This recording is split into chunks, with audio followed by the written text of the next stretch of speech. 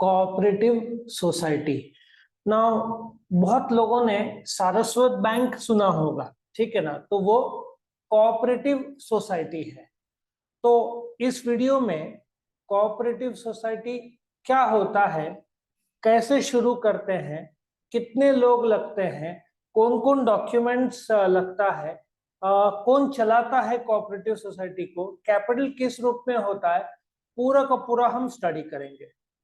पहले तो बेटा ये क्वेश्चन आएगा 8 मार्क का, कोऑपरेटिव सोसाइटी के फीचर्स, या इसके बाद वाला जो क्वेश्चन है मेरिट्स लिमिटेशंस या टाइप्स ऑफ कोऑपरेटिव। तुमको 3 क्वेश्चन है जिसमें से टाइप्स ऑफ कोऑपरेटिव 4 मार्क का आएगा, फीचर्स 8 का या कभी कभार 4 का भी आ सकता है, मेरिट्स लिमिटेशंस किसका आएगा, 4 मार्क का आएगा। तो जैसे ही कोऑपरेटिव सोसाइटी का फीचर्स आया, आप लोग डायरेक्टली फीचर्स 1 से शुरू नहीं करना, शुरू किससे करोगे, इंट्रोडक्शन से। नॉर्मली जो लिखने का स्टाइल आपका कैसे होना चाहिए वो मैं बता दूं। सो यहाँ पे एक्सपेक्टेड है कि आप यहाँ पे ए लिखो, ए इंट्रोडक्शन, बी मीनिंग, सी डेफिनेशन और डी होगा आपका फीचर्स। समझ में? Now introduction. India is an agricultural country. Bharat में कितने गांव है?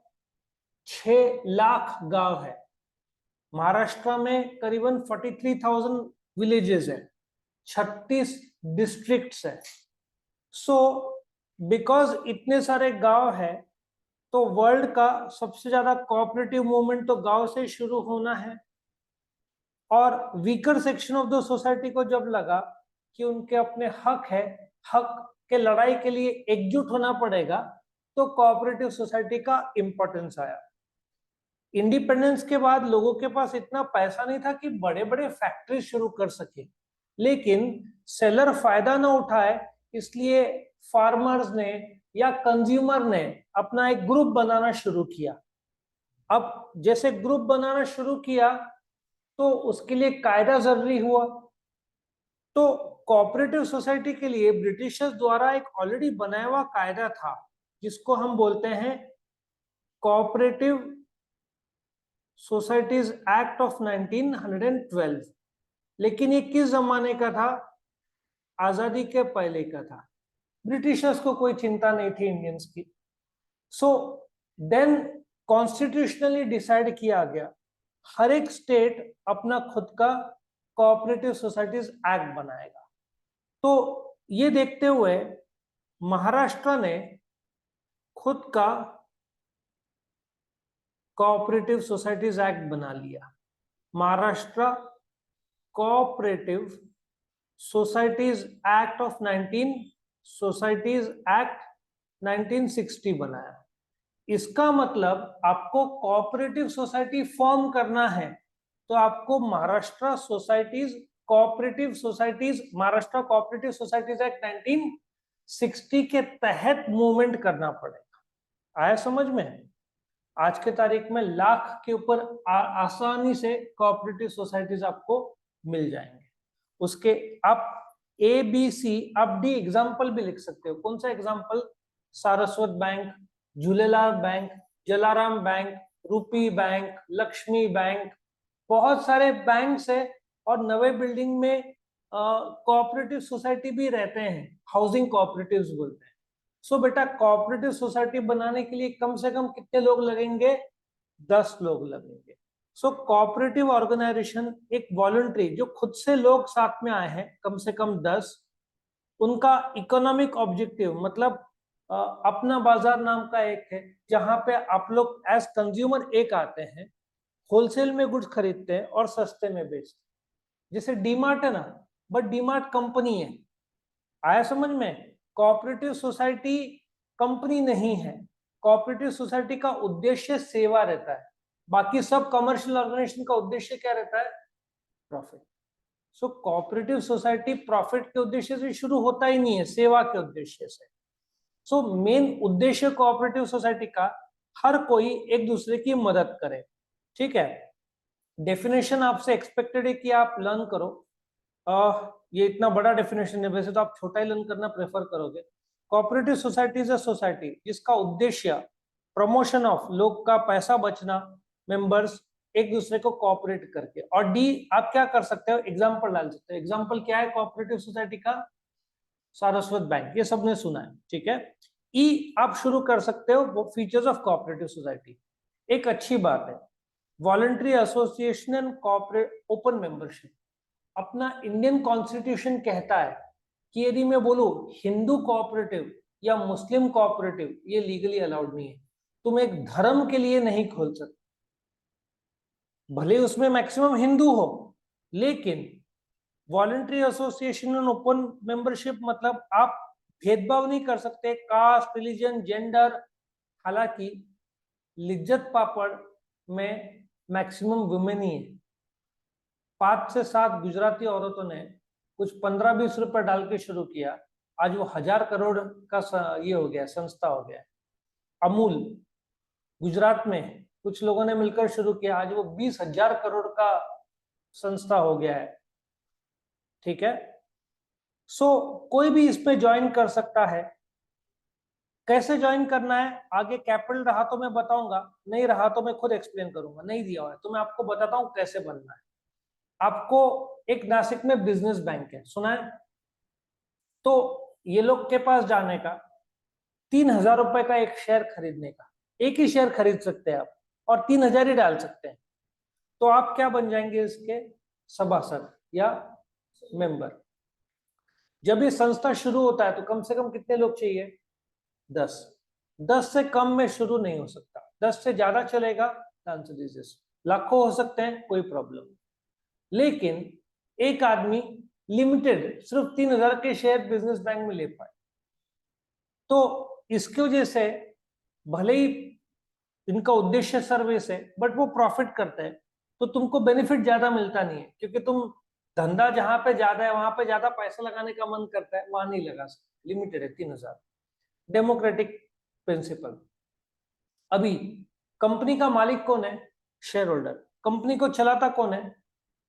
डायरेक्टर्स। तो कोऑपरेटिव सोसाइटी में लाखों सभासद रहे, लेकिन चलाने के लिए कौन चलाएगा? तो उन चलाने वाले लोगों को क्या बोलते हैं? Managing committee. क्या बोलते हैं? जैसे इंडियन क्रिकेट में सिलेक्शन कमेटी है, वैसे तुम मैनेजिंग कमेटी को अपॉइंट करते हैं, और वो लोग किसको चलाते हैं? कोऑपरेटिव सोसाइटी को। अब कंपनी में तुम्हारे पास 100 शेयर्स है, तो तुम वोट कितना कर सकते हो? 100। और कोऑपरेटिव सोसाइटी में तुम इलेक्शन में वोटिंग एक आदमी कितना वोट कर सकता है? एक। तो यहाँ पे एक आदमी एक ही वोट कर सकता है, उससे ज्यादा नहीं कर सकता। तो आप कितने भी शक्तिशाली रहे, आपको एक ही वोट मिलना है। आपके पास करोड़ों की जायदाद रहे, उससे फर्क नहीं पड़ता, कितना वोट मिलेगा? एक। मैनेजमेंट। जो मैनेजमेंट है इसका कोऑपरेटिव सोसाइटी का, वो डेमोक्रेटिक है। तुम अपॉइंट करोगे मैनेजिंग कमेटी, मैनेजिंग कमेटी फिर अपॉइंट करेगा चेयरमैन। मैनेजिंग कमेटी कौन है? जो कोऑपरेटिव सोसाइटी को चलाते हैं, ठीक है। उनका भी एक हेड बनेगा, उसको क्या बोलते हैं? चेयरमैन। रजिस्ट्रेशन। बिना रजिस्ट्रेशन के तुम कोऑपरेटिव सोसाइटी शुरू नहीं कर सकते। हर कोऑपरेटिव सोसाइटी को कौन सा कायदा लागू होता है? Indian cooperative societies act 1912। लेकिन महाराष्ट्र में कौन सा कायदा लागू होता है? Maharashtra state cooperative societies act 1960। तो तुमको कोऑपरेटिव सोसाइटी फॉर्म करना है तो महाराष्ट्र के कोऑपरेटिव सोसाइटी के कायदे के हिसाब से चलना पड़ेगा। आया समझ में? और उसके तहत कम से कम कितने लोग चाहिए शुरू करने के लिए? 10 लोग।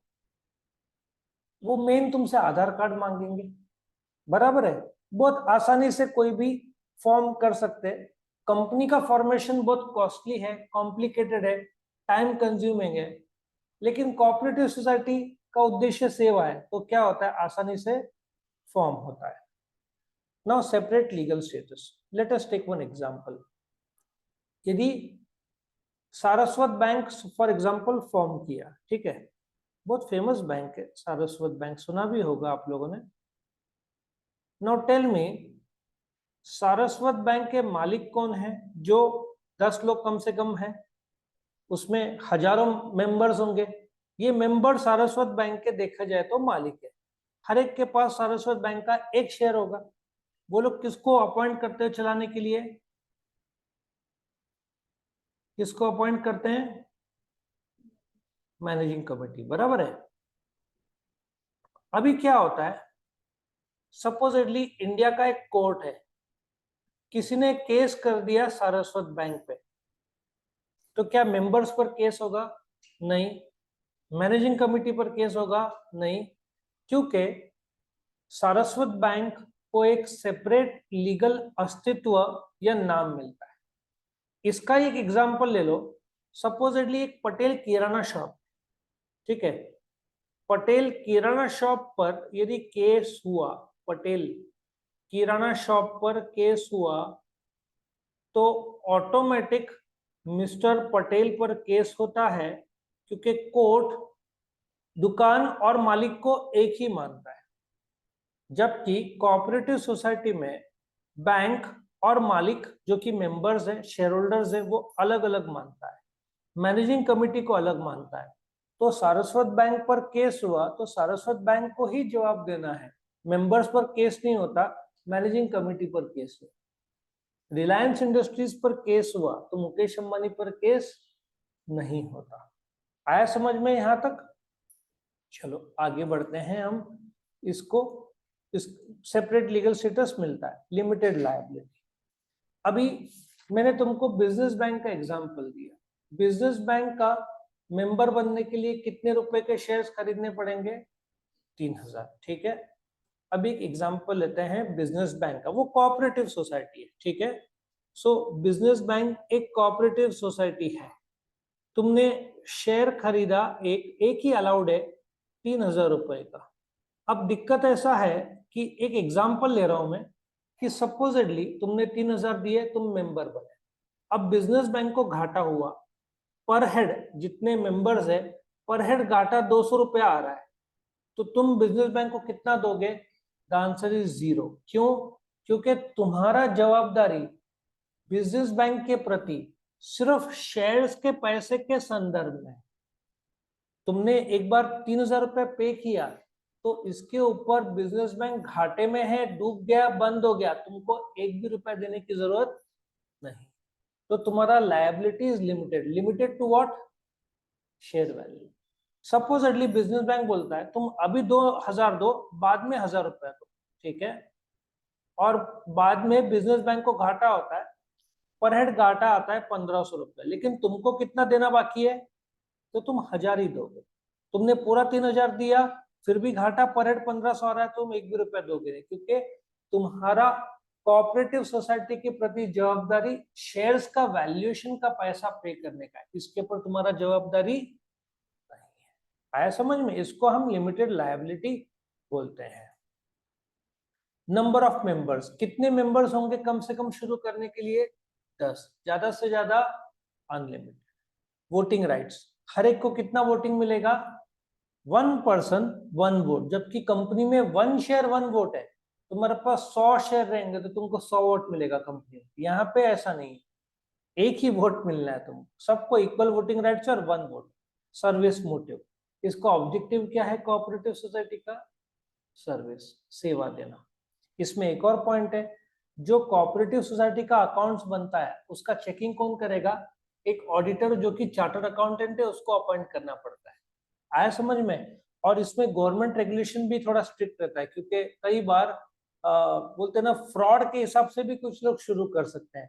तो इसलिए गवर्नमेंट का रेगुलेशन काफी स्ट्रिक्ट है, क्योंकि लाखों शेयर होल्डर्स डूब सकते हैं यदि फ्रॉड हुआ तो। अभी एक लक्ष्मी बैंक है, लक्ष्मी कोऑपरेटिव सोसाइटी बैंक, कुछ तो हुआ अंदर के अंदर, तो आरबीआई ने बैंक को ही बंद कर दिया। अब बैंक को बंद कर दिया तो हजारों डिपॉजिटर के पैसे अटक जाते हैं ना। तो इसलिए आरबीआई बहुत सख्त है, और कोऑपरेटिव सोसाइटी के प्रति गवर्नमेंट का नजरिया स्ट्रिक्ट ही रहता है, ठीक है। सो ये था meaning, features, introduction, meaning, definition, features of cooperative society. Video पसंद आए तो लाइक करना, फ्रेंड्स के साथ शेयर करना, दोस्तों के साथ जरूर शेयर करो और चैनल को। Thank you for watching. कुछ और वीडियोस चाहिए तो कमेंट सेक्शन में डाल देना। धन्यवाद।